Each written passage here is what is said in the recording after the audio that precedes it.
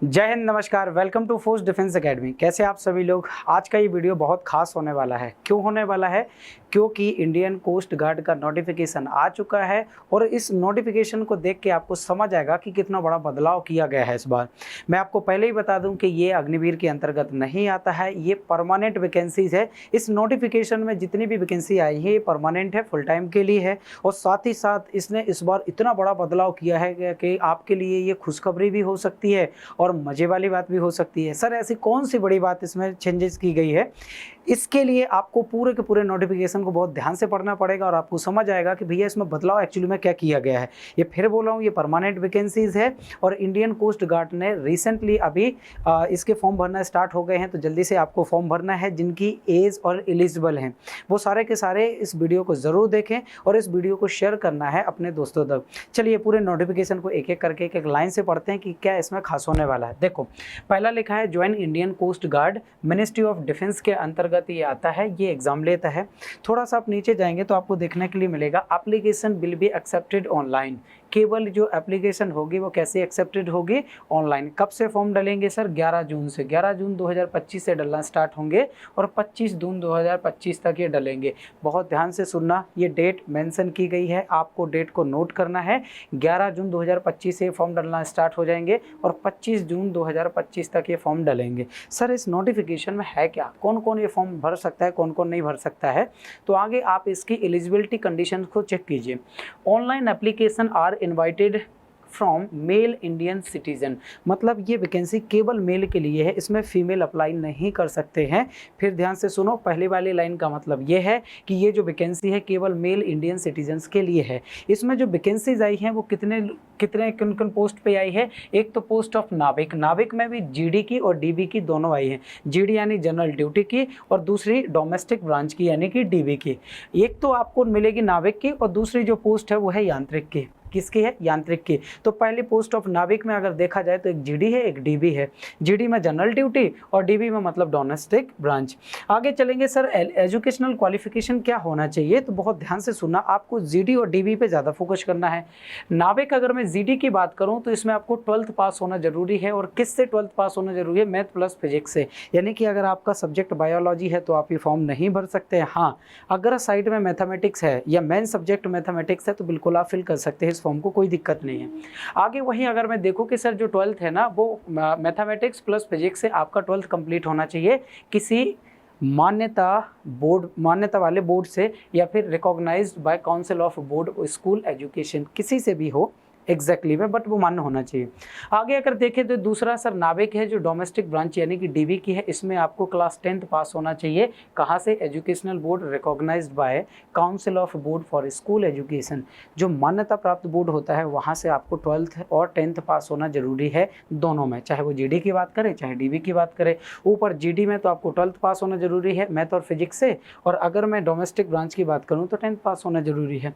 Sir यांत्रिक के लिए क्या है? यांत्रिक के लिए बहुत ध्यान से सुनो, 10th पास होना जरूरी है, मान्यता प्राप्त बोर्ड है। साथ ही साथ AICTE अप्रूव्ड कोई भी आपके पास अगर डिप्लोमा है, चाहे वो इलेक्ट्रिकल से हो, चाहे मैकेनिकल से हो, चाहे इलेक्ट्रॉनिक्स से हो, चाहे टेली कम्युनिकेशन से हो, तो आप इस फॉर्म को भर सकते हैं। अदरवाइज अब दूसरी तरीके से देखोगे सर, क्लास 10th और 12th पास होना जरूरी है। और वही बात मैंने फिर बोली कि AICTE से मान्यता प्राप्त आपके पास क्या होना चाहिए? एक सर्टिफिकेट होना चाहिए, चाहे वो इलेक्ट्रिकल में हो, चाहे मैकेनिकल में हो, चाहे इलेक्ट्रॉनिक्स में हो, चाहे टेली कम्युनिकेशन में हो।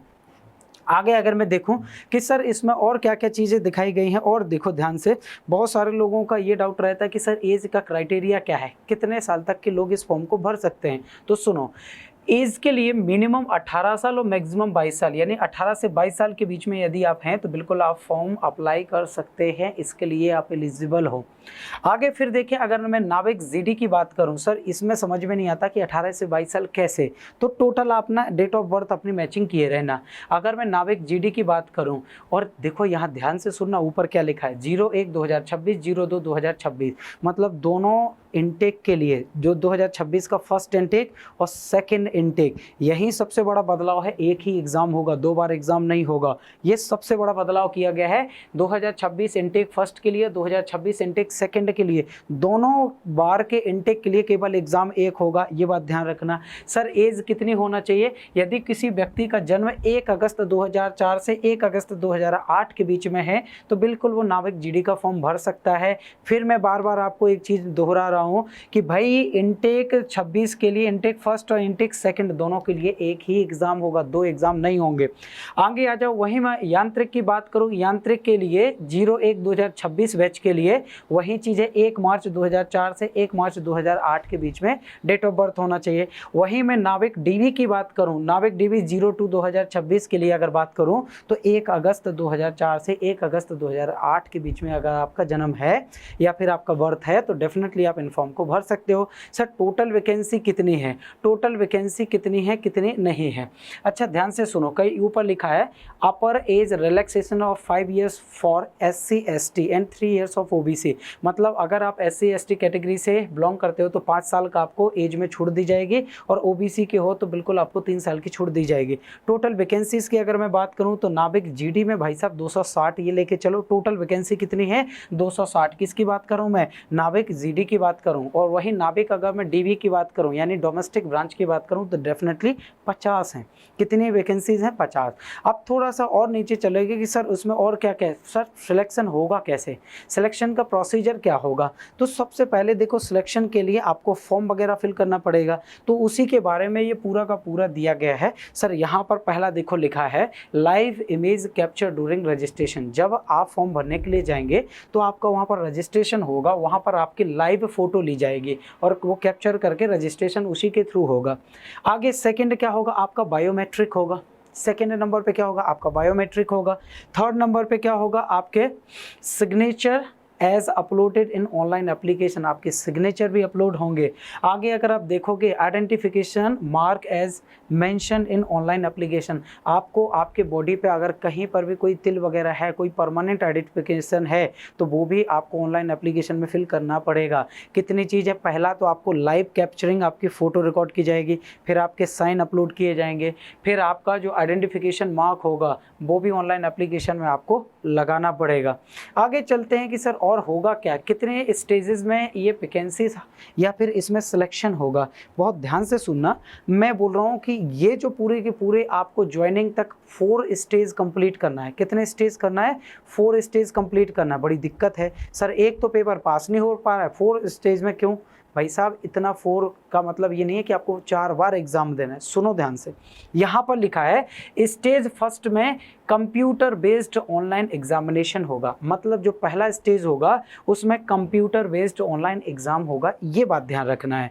फिर इसमें भी फिर क्या होगा बेटा? डॉक्यूमेंट वेरिफिकेशन होगा, और डॉक्यूमेंट वेरिफिकेशन के साथ साथ आपके अंदर डॉक्यूमेंट में क्या क्या ले जाना है ये बहुत ध्यान से सुनो।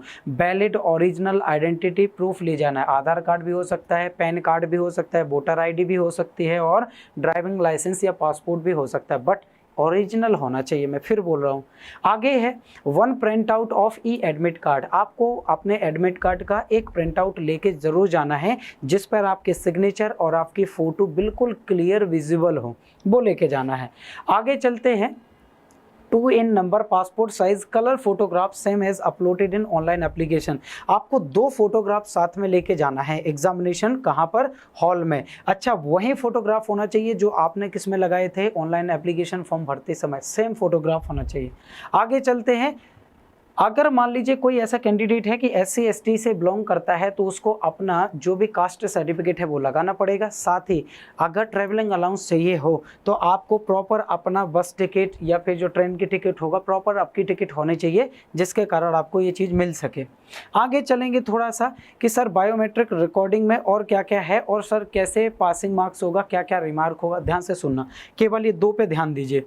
पहला मैं किसकी बात कर रहा हूँ? नाविक डीवी की। बहुत सारे लोगों को ये कंफ्यूज है कि सर ये कैसे हम पास करें। देखो सिंपल सी चीज़ बताता हूँ। इसमें लिखा है जो नाविक डीवी है ना, डोमेस्टिक ब्रांच, इसमें जो सेक्शन 1 होगा उसमें 30 नंबर और 27 नंबर ये पासिंग मार्क्स हैं। सर 30 नंबर और EWS और OBC के लिए, 27 नंबर SC और ST के लिए। ध्यान से सुनना, ये मैं फिर बोल रहा हूँ, नाविक DB के लिए सेक्शन 1 में आपको करना क्या है, UR EWS OBC इन 3 के लिए मिनिमम 30 मार्क्स लाना है, SC ST को आपको 27 मार्क्स लाना है, ये पासिंग मार्क्स हैं। आगे चलते हैं। सर नाविक GD में ध्यान से सुनना, इसमें आपको सेक्शन 1 तो क्लियर करना ही है, उसके बाद सेक्शन 2 भी क्लियर करना है। कुल मिला के ये है कि नाविक GD का अगर आप एग्जाम देने जा रहे हो तो पहले आपको सेक्शन 1 क्वालिफाई करना है, देन उसके बाद सेकंड वाला भी क्वालिफाई करना है। सर ये देखो 320 50 थे और ये 27 17 कितने हो गए, 44, तो कुल मिला के ये 50 और 44 आपके पासिंग मार्क्स हैं। 50 और 44 पासिंग मार्क्स है, 50 UR EWS और OBC के लिए, 44 भैया SC ST के लिए, ये ध्यान रखिएगा। आगे अगर मैं थोड़ा सा और चलूँ, थोड़ा सा देखिए इस नोटिफिकेशन में और क्या दिया गया है। सर यहाँ पर दिया गया कि कौन कौन सा सिलेबस होगा सेक्शन 1 के लिए, सेक्शन 2 के लिए। अगर मैं सेक्शन 1 की बात करूँ, DB की बात करूँ, सर मैक्सिमम मार्क्स कितने होंगे, 60, यानी कि टोटल जो पेपर के मार्क्स होंगे कितने होंगे, 60। टाइम कितना मिलेगा, 45 minute. Total number of question कितने रहेंगे, 60, यानी 60 क्वेश्चन 60 मार्क, तो एक क्वेश्चन 1 नंबर का है, लेकिन समय कम मिलेगा, 45 मिनट मिलेगा। अगर वहीं मैं बात करूँ कि किस किस सब्जेक्ट से कितने कितने क्वेश्चन आना है, मैथमेटिक्स से 20, साइंस से 10, इंग्लिश से 15 और रीजनिंग से 10 और GK GS से 5, ध्यान रखिएगा।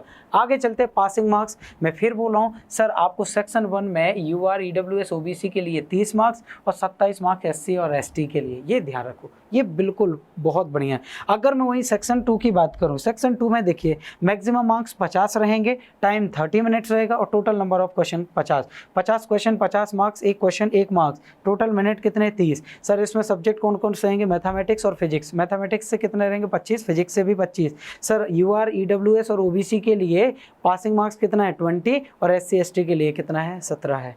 ठीक है, ये बात ध्यान रखिएगा। चलें थोड़ा सा आगे चलते हैं कि सर नॉर्मलाइजेशन कैसे होगा, ये सारा का सारा उनका प्रोसीजर है, वो कैसे नॉर्मलाइजेशन करते हैं, इस पे आप लोगों को जानने की ज़रूरत नहीं है। ठीक है, अगला अच्छी बात यह है कि बेटा इधर लिखा है there is no negative marking, इसमें कोई भी नेगेटिव मार्किंग नहीं होगी, इसमें लिखा है साफ साफ there is no negative marking. ठीक है, आगे सुनो। स्टेज 2 में क्या होगा, स्टेज 1 में आपका कंप्यूटर बेस्ड ऑनलाइन एग्जामिनेशन हो गया। अब जैसे ही आपने स्टेज 1 को क्वालिफाई किया तो आप कहाँ एंटर कर गए, स्टेज 2 में। स्टेज 2 में जैसे ही जाओगे तो सबसे पहले basic identity check in biometric verification, तुम्हारा दोबारा से फिर से बायोमेट्रिक वेरिफिकेशन होगा, फिर आपका असेसमेंट टेस्ट होगा, क्या होगा, असेसमेंट टेस्ट होगा, देन उसके बाद PFT होगा यानी कि फिजिकल फिटनेस टेस्ट होगा। कितनी चीज़ें होंगी, 3। अब आगे आ जाते हैं कि सर PFT में क्या क्या है, 1.5 किलोमीटर आपको दौड़ लगानी है 7 मिनट में, साथ ही साथ आपको 20 उठक बैठक लगानी है और 10 पुशअप्स लगाने हैं, 10 पुशअप्स लगाने हैं, ये लिखा है।